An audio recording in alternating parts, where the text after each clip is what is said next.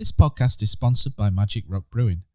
Currently, you can get free delivery on all orders over £40 and 10% of all online orders by using our code of TakesThatChance10. Christopher Schindler has a chance to write his name in Huddersfield Town legend.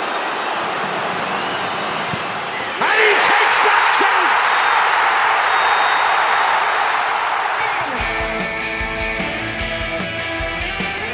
Play down the left and Moy stayed onside. Here's Mounier!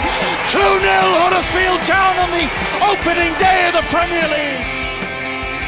1-2 wicket Tunga. Here's Moy, right-footed. 1-0 Huddersfield Town. Lindelof misses his header. De Quattro's in. Round De Gea. 2-0 Huddersfield Town. 2-0 Huddersfield Town. Here's Zanka to turn it into the pass. Yes! And Tommins scored. Tommins has scored one of the most important goals of Huddersfield Town's history. De Quattro's forward. De Quattro's got the better. Yes! And Laurent De Quattro scores. Laurent De Quattro scores.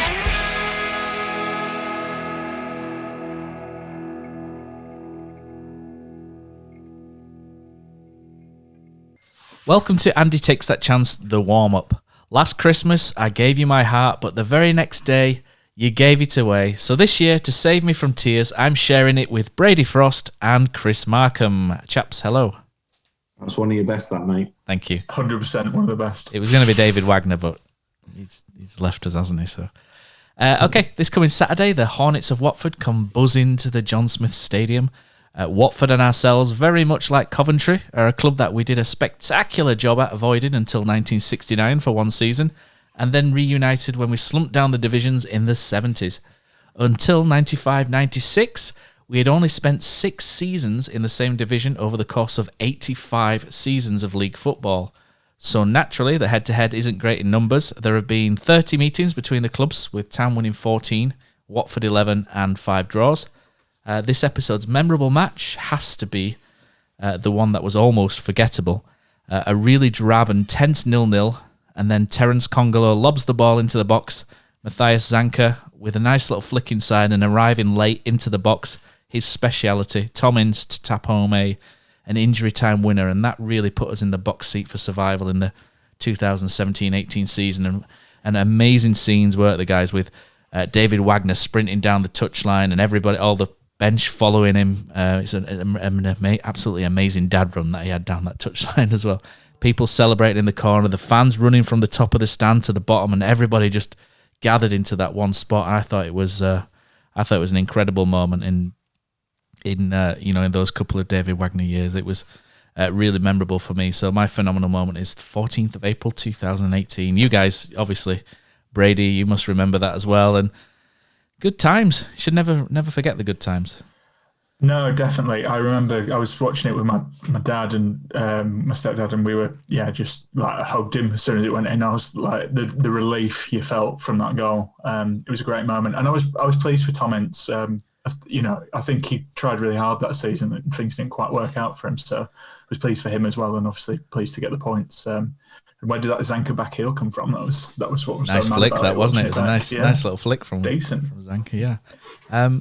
Since then, it's been a rocky road for Town and extreme highs and lows for Watford as well. So, Brady, give us the lay of Tier 2 territory. What's it like down there? Well, this year, to save you from tears, to continue that theme, this isn't going to be like the Bournemouth game, really. So Watford are third in the table. They've got 34 points, so they're just 6 points off the top. But in 19 games, they've only scored 23 goals, so not one of the high scorers in the league, kind of about average. But they do have the second best defence in the league going into this game.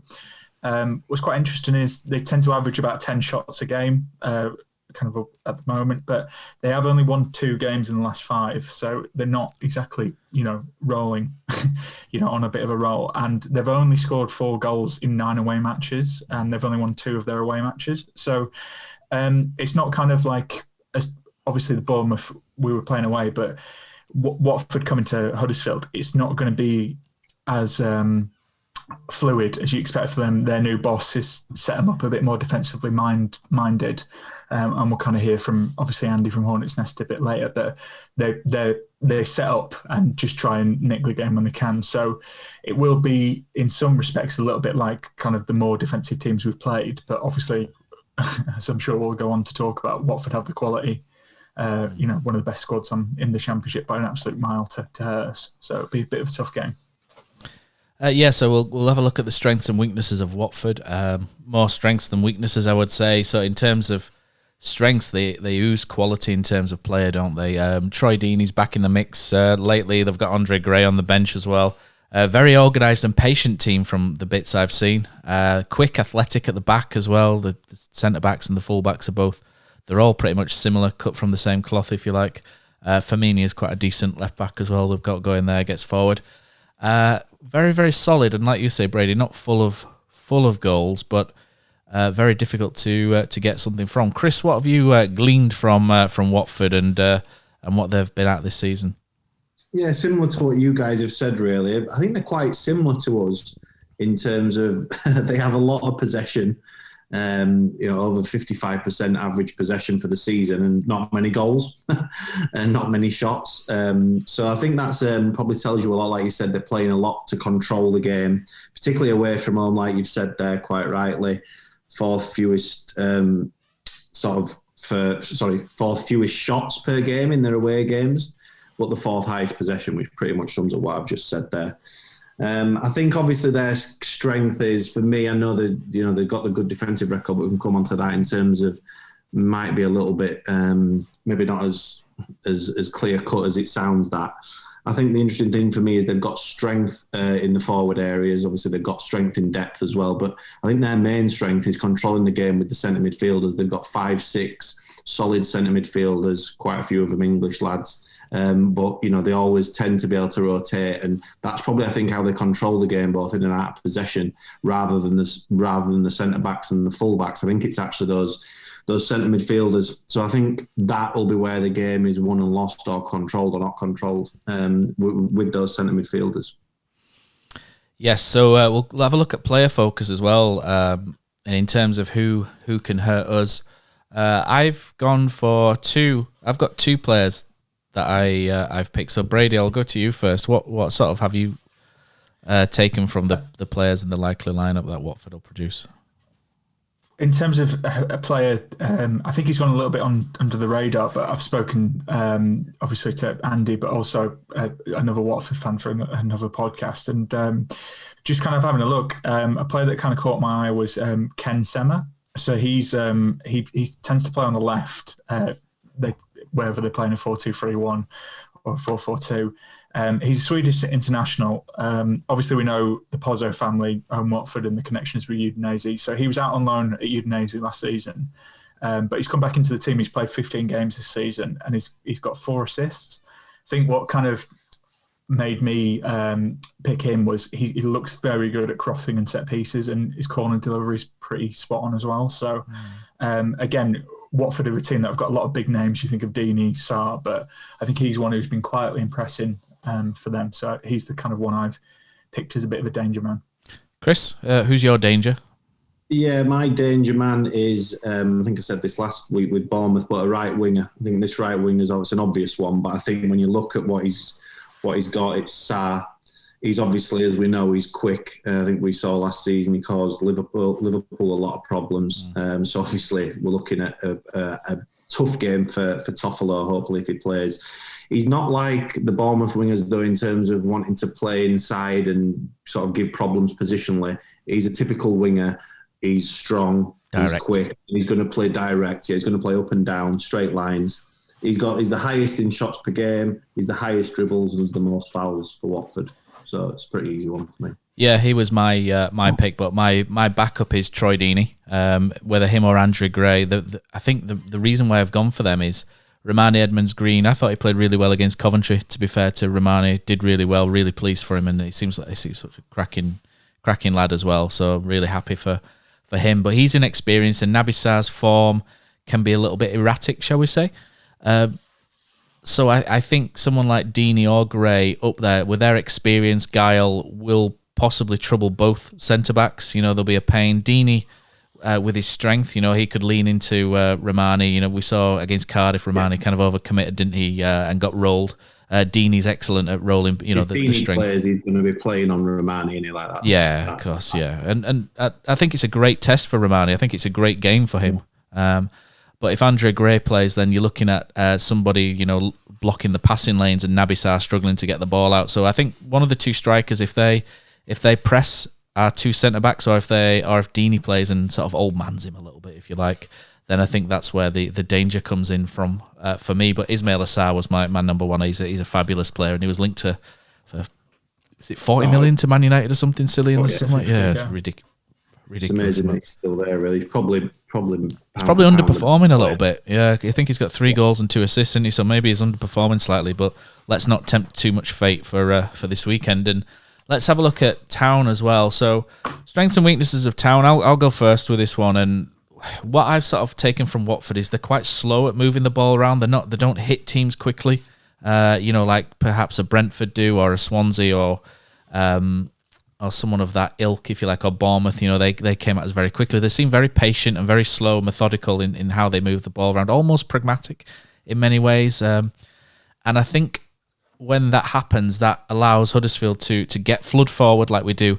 And then if they're really slow at building, that then allows us to get back into shape. And I think where we can be quite exposed at times when we over attack down that left flank. Toffolo goes down to the touchline and everything comes around. I think sometimes we can be a little bit exposed, and against somebody who attacks quickly and counters, that can leave us open. But if Watford are quite slow, then that allows us to commit to the attack and then get back into defence. But I think interesting to see. Sorry, mate. It'd be interesting to see though how they do that, because we just said the player who plays on the right is the quickest player in the league. Yeah. So, like you say, they can take a bit long to get it forward. However, if they have looked at us, and obviously we aren't the ones just game planning for them, they'll be wanting to win as well. If they recognise we're going to commit our fullbacks forward, they could quite easily say to Sarr, right, we need you. We're just going to go to you quickly every time. And it'd be interesting to see if they did commit Sarr and leave him forward, maybe cheat a little bit when we have got possession, what Toffolo would do.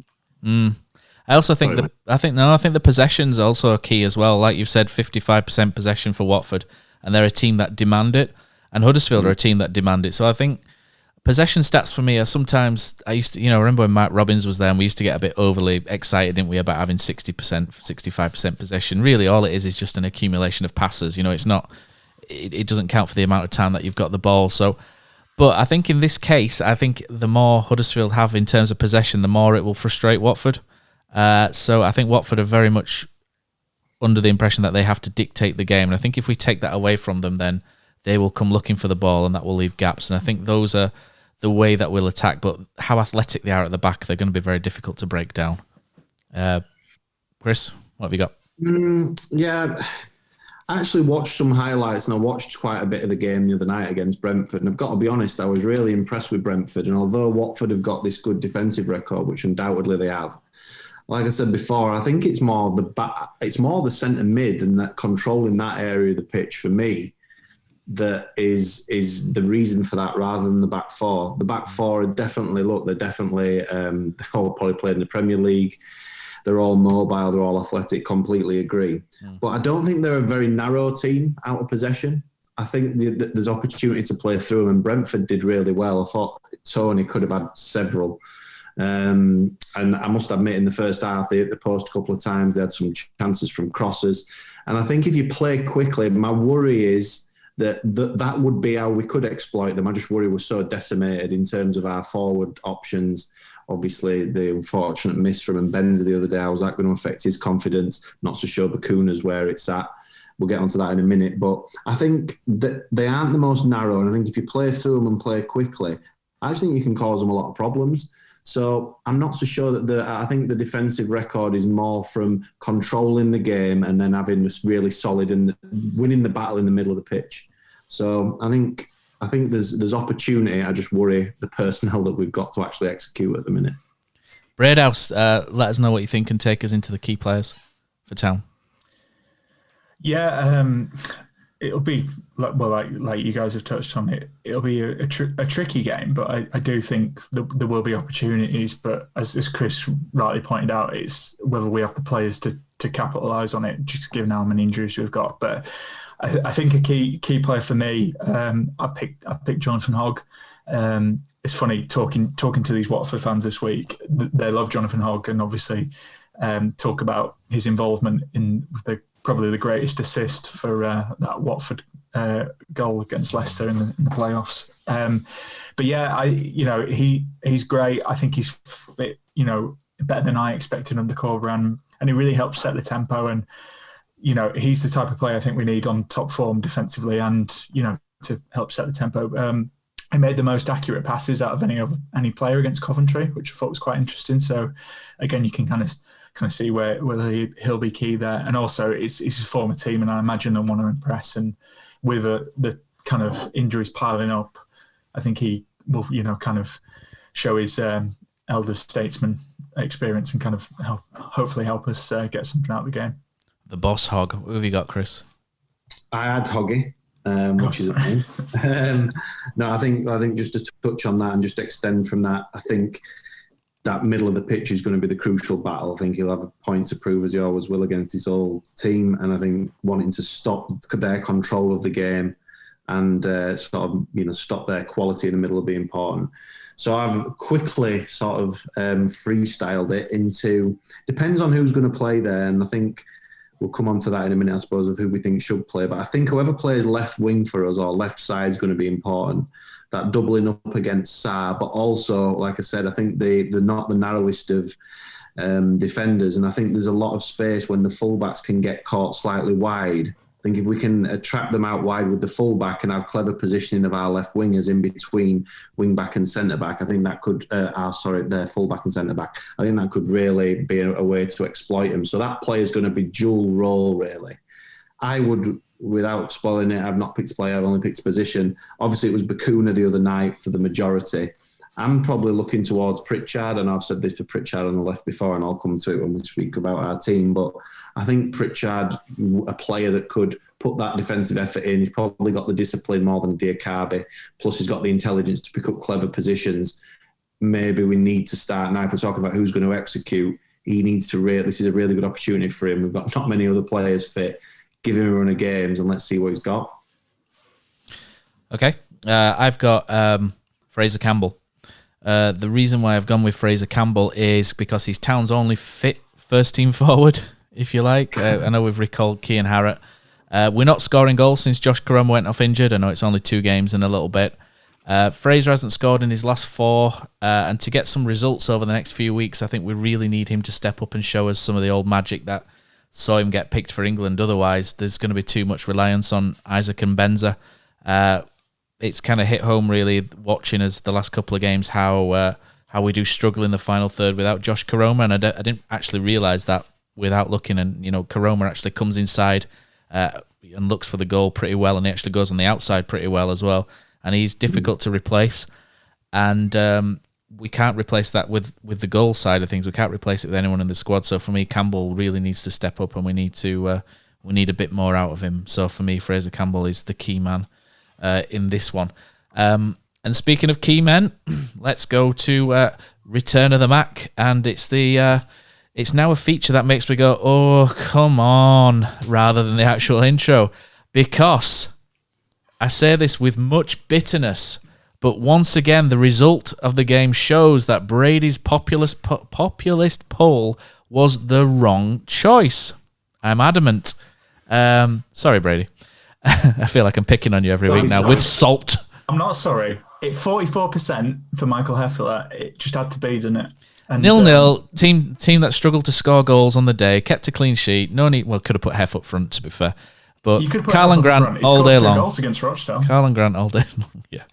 But anyway, so who are we going for this week? So I'm going to go first again. In fact, Chris, you can go first this time. No, I'm not bothered, mate. You go first. I'm confident you've got the same player as me. Well, let's see. Do you know what? I'm not even sure if we've had this player before. We need a bit of a... We need a spreadsheet. I'll sort that. Yeah, I'll sort that. I'll be in charge of this. We need a spreadsheet, don't we? Because I can't remember if he's been picked before, and if he has, I'll go to you guys and I'll come back. To tell you. Go on. All right. Right. So, so I'm going basically, I see us struggling to score goals. So I've gone for a striker. I think against a team like Watford and their back four, like I say, they're athletic, but they're vulnerable as well to clever players. So I think you might need a little bit of guile up there. Somebody who can punch through that back four a little bit. Somebody who, with a bit of force, make himself a bit of a nuisance, get the ball wide. And if you need someone in the box, I think this guy would be ideal. Someone with a bit of strength who can occupy and bully the back line. So my pick to bring back this week is the man who scored the winner against Watford in 1995, and it's Rocket Ronnie Jepson. Oh, wow. I was so close to saying that. Literally. Great shout. Chris, yeah, well, as you can guess, I've gone for a striker as well. Very different type of striker, though. In fact, this would have been some front two, by the way. Michel Ngonga. No. What would he call Kiati Suksena Mwang? Could have just called him Zico. You had to get the pronunciation in there, didn't you? I preferred Kiati Suksena Mwang, to be honest. Anyway, so a little bit of a different type of player. I mentioned around pulling out into those wider areas and getting in the channel, getting into those clever spaces in between the fullback and centre-back, and then once you get into those positions, having the execution to be able to finish. I think Rocket Ron was more of your in-the-box finisher. I think this guy could create things out of the blue. He only played 37 times for Town, and he scored one every other game virtually. Scored 17 goals. Oh, I was gonna pick this guy. I was gonna pick him. Yeah, I was gonna pick him. Interestingly, and I don't know, and I'm not one for promoting other podcasts because obviously this is the best podcast in the whole world. I've thought about getting this guy on our podcast, but he's a bit of a liability. He'd absolutely destroy us. Honestly, he would destroy us. That John Parkin, who is another great person. It's Under the Cosh is brilliant. The Mark Crossley episode is unbelievable. You really need to pay attention. Anyway, this guy lived in the tuck shop. And by the tuck shop, that means he used to bag goals for fun. And it's Leon Knight. Yeah. Good show. Just thought it was an absolute, out of nowhere. We're going to need someone like that coming up. Like you mentioned, Fraser Campbell. I'm not sure he's the same type of character. Josh Karoma was able to score goals from that inside left channel, come into interesting places to pick the ball up and able to score out of nothing. I think we're going to need that coming up because I really struggled. I was very close to picking him. He was actually my first pick, and then I thought maybe we need. Then I looked at their backline. I thought, I'm going to go for a bit more brute force. Brady's going to pull out his cult heroes book there and then go for number 4 on his list, isn't he? On there, everyone in the last 4 years, he's going to come up with. He's going to put Mick Buxton or something now, isn't he? Where? That's all I'm hearing. Come on, say Naki Wells. Go on, get it over and done with. I have said Naki Wells is my choice. Oh, no! I knew it! I knew it! No, that's brilliant. This is why we don't tell each other before we record for stuff like this. Yeah, no, I picked Naki Wells because we need a striker, and I don't know about you lads, but I always thought Naki Wells was a bit underrated, really. I think, yeah, it was. Yeah, decent. He was decent, and he got 44 goals in 143 matches, so it's about a goal every 3 games. And yeah, I really liked him, and he again, he kind of caused people problems, and I don't think we really have a striker like that at the moment. So yeah, I did pick Naki Wells. We're losing on recency bias again, aren't we, Chris? Yeah, and you know what, mate? The good news is he's running out of options. Naki Wells isn't a bad shout, actually. I'd actually agree more with this one than Hef. I love Hef to bits, but we didn't need him for Coventry. Whereas Naki Wells, you could throw all 3 in, and I think all 3 are big good shouts. Whoever wins, to be fair. I think Naki was such a big player out of possession, and what he did for the team as well, which is a little bit more of the mould of Fraser Campbell. Yep. He's not going to score. He didn't score prolific for Town. He didn't score many goals out the blue, but he did a really good job for the team. And when he did get good chances, he did put them away. And he was selfless, wasn't he? Selfless player. Yeah, and such a great person as well. Such a big player in the dressing room. He was, I love Naki. He's a great lad. So yeah, do you know what? I'll give you that one. Yeah, anyone that wins this week, I'm quite happy with that. I think that's. I think they're apart from Brady. He's getting a bit too far ahead and a bit too big for his boots. But I'm gonna have to take that. It's like he's got his almanac book, isn't he, from Back to the Future 2 of. Fair enough. Huddersfield Town poll winners. Hat off for that. Yeah, fair enough. So earlier today, Brady chatted to Andy from the Hornets Nest, and here's what Andy had to say from the Watford perspective. Yeah, cool. There we go. Right, and I'm joined on the line now by Andy from Watford fan podcast Hornets Nest. Andy, how you doing, mate? Yeah, good. Thanks, mate. Thanks for having me. No problem. Thanks for coming on.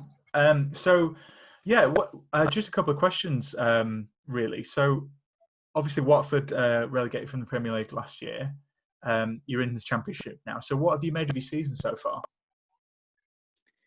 It's been a bit hit and miss, really. I think there's a huge amount of expectation on this current Watford squad. Been able to. I don't think it's arrogant to say that Watford have one of the best squads in the Championship. With the likes of keeping Ben Foster, Troy Deeney, Etienne Capoue, Ismail Assar, Will Hughes, to name a few. Some big players that very surprised to see playing in the Championship season. So I don't think it's arrogant to say that our squad is probably one of the strongest in the league. However, having said that, performance-wise, it's probably not really lived up to expectations. Now, that may seem like I'm asking a lot. Currently, as we're recording this, we sit in fourth in the division. But it's been sort of hit and miss, really. There's been some good wins against teams like Preston, but the performances have been quite slow. It's sort of a bit disjointed at times. So the squad that we've got, we feel as fans, should be delivering performance-wise a much better standard than what we've been seeing. So it's sort of left a lot to be desired performance-wise so far. Yeah, and it's interesting you mentioned that, because I suppose this is a bit of an open question, but why do you think it's not kind of lived up to expectations? Because, from an outsider perspective, as you mentioned, I would argue Watford probably have the strongest squad on paper. So I'd be keen to know a little bit more about why it's kind of not gone so right so far.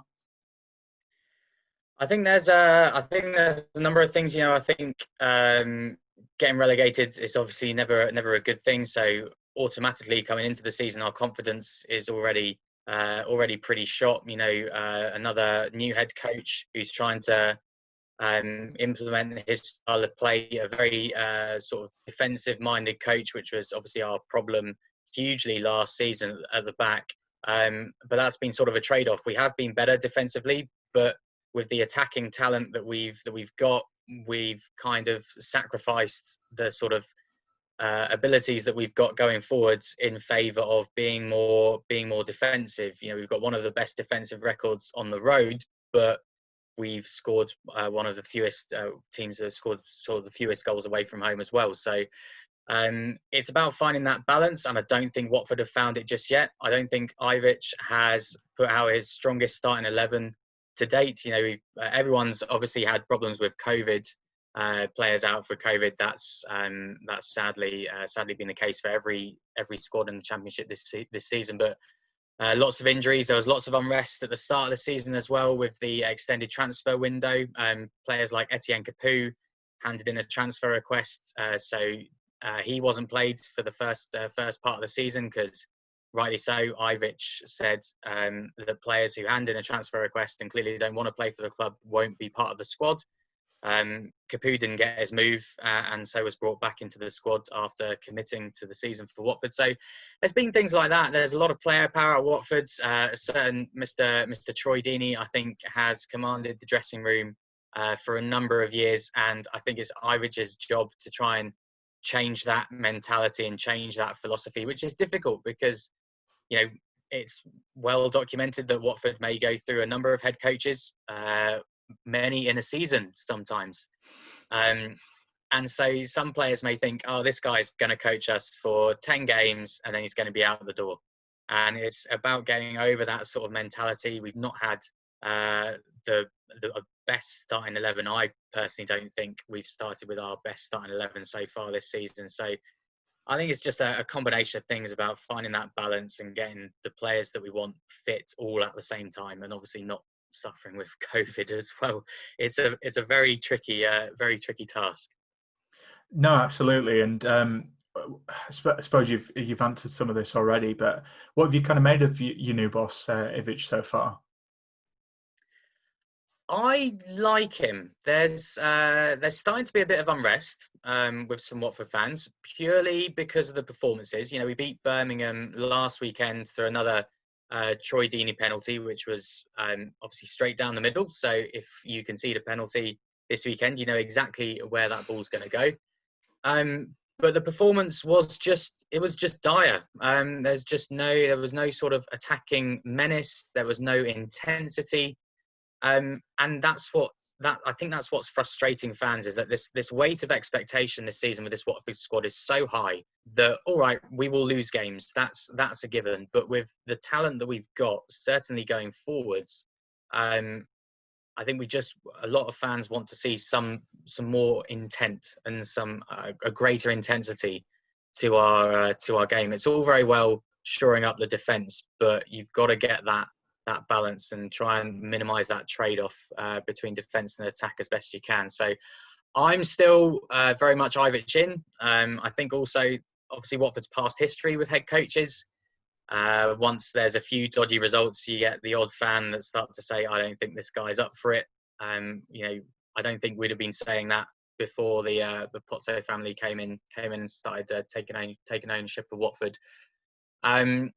So there's some grumblings in fans because they're not satisfied with the level of performance, and I think if that continues, Ivic will be in a bit of trouble, because I don't think the performances that we are putting out, if they are to be consistent, will be good enough for us to reach the Premier League, and that is obviously the aim for this club this season. No. Well, thanks. That's a really thorough answer. So thank you for that. So we'll come on to our game on Saturday. So what kind of game are you expecting on Saturday against Huddersfield? I think I'm expecting quite a scrappy one. I think Huddersfield will be very much up for it. Watford's away record isn't great. We're very, very slow on the road. I want to see some more intent from Watford. No disrespect, but I think Watford should be looking at this game and thinking we should be taking 3 points. I think the likes of Bournemouth and Norwich are all looking at the teams in sort of the bottom half of the table thinking we should go away from home and pick up 3 points here.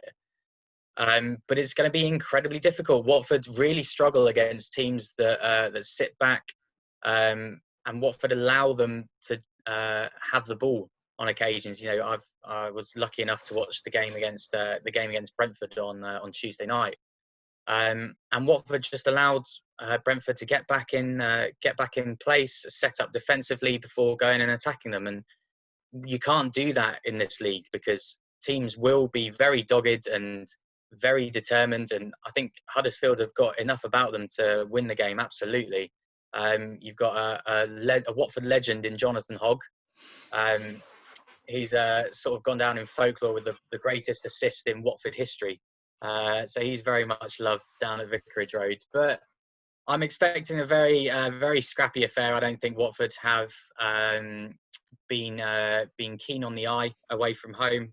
I would still put us down for a win, but it's going to be incredibly difficult. But it also wouldn't surprise me if you guys come away with 3 points.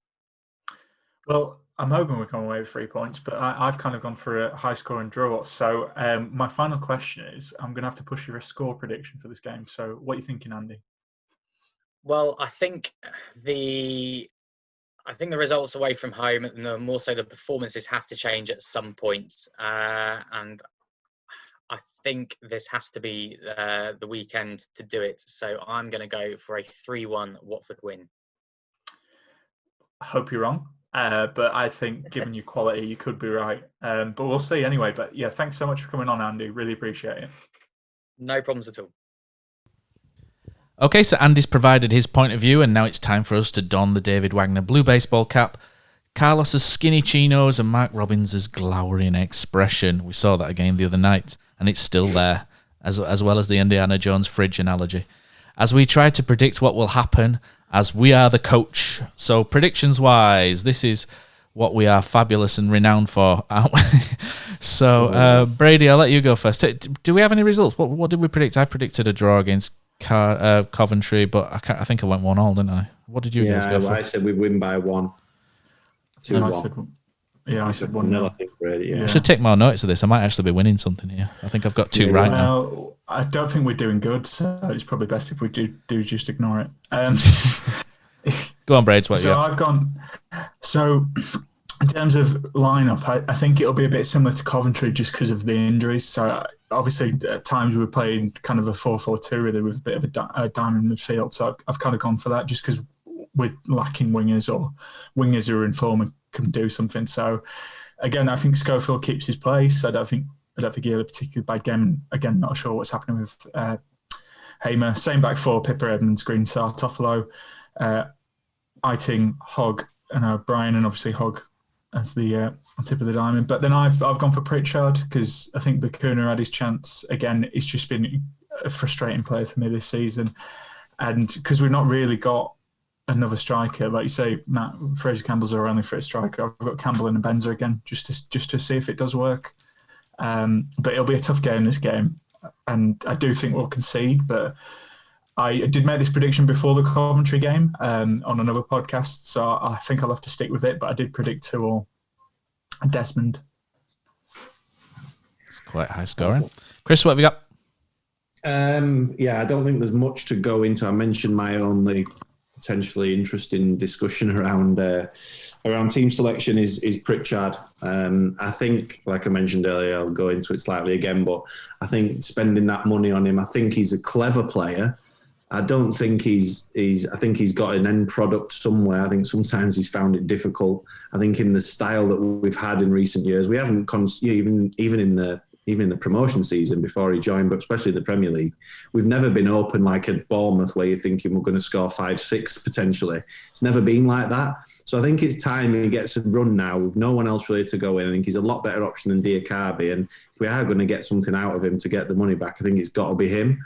And I think he's got that cleverness. He can play as a 10. He can play any on that front three, and he does pick up. He's clever. So that's the player who I'd try and get into play. I think the rest of it pretty much picks itself. Would you potentially put Diakabi in as another bit of a loose cannon who might just do something?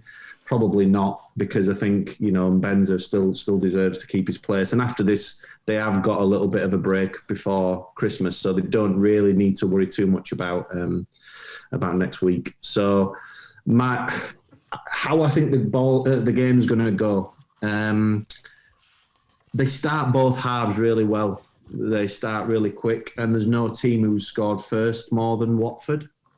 They don't score many goals. My worry is that, like I've said all along through the podcast, I think they're vulnerable. I just don't think we've got the players to exploit it. So I'm going to say that we won't score any, and they will score one. And I think it's going to be a very tight game, and we're going to lose 1-0, sadly. And I think we might create a few chances. I just worry that we haven't got the people to actually exploit. This is very similar to what I've got, by the way. My prediction is Hamer or Schofield in goal. I'm not bothered which. I think they both do a decent job. My right back, Pippa, Romani Edmonds Green, Naby Sarr, Toffolo, although he did look very jaded against Coventry in that last 30 minutes. Very, very jaded. Jonathan Hogg, Lewis O'Brien, Carol Eiting, and Benza Campbell, and I've gone for Pritchard on the left-hand side as well. The only thing potentially could be, what do you think about, this would be a bit negative at home, but could you play Brown as a left winger just to sort of try it crossed my mind. Yeah, it crossed my mind, but it's the lack of goals thing, because you've got Campbell up there. Yeah. It's struggle, and that's why my prediction, I've got 0-0, but I'm caught between 0-0 and 0-1. It all depends on Naby Sarr. To us, if Naby Sarr has an excellent game, we get a 0-0. If he doesn't have an excellent game, I think we probably lose 1-0. I think I'm sliding towards 1-0 Watford as well on this one. So we'll chalk that down to 1-0. Slight negative, but I'm very close to 0-0. Games are very tight. The away games are not going to be exciting as such. Like last week for their away games, they're quite boring. But I just think. I've said it many times this podcast, but it's going to be a real struggle to score against them with what we've got. Yeah, I'll be very surprised if we score and then lose. That's what I think. But that's it for this week. So let us know what you guys think. Thanks again for joining us. Thanks to Magic Rock for sponsoring us. Thank you, Chris. Thank you, Brady.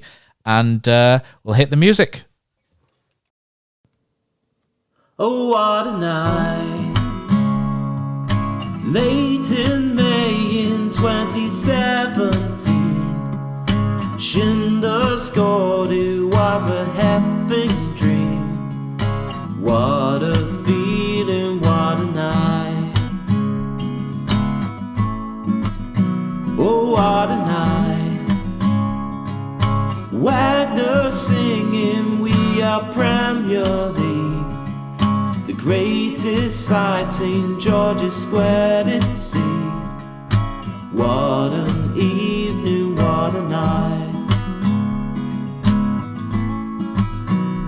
Oh, I got a funny feeling when he walks and a fence, and then the commentator yelled he takes that chance.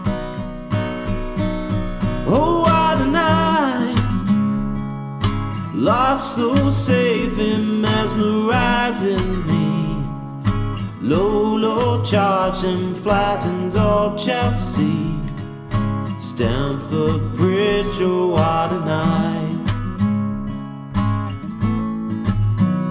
Whoa, I got a funny feeling when he walks and a fence, and then the commentator yelled he takes that chance. Oh, what a night. Oh,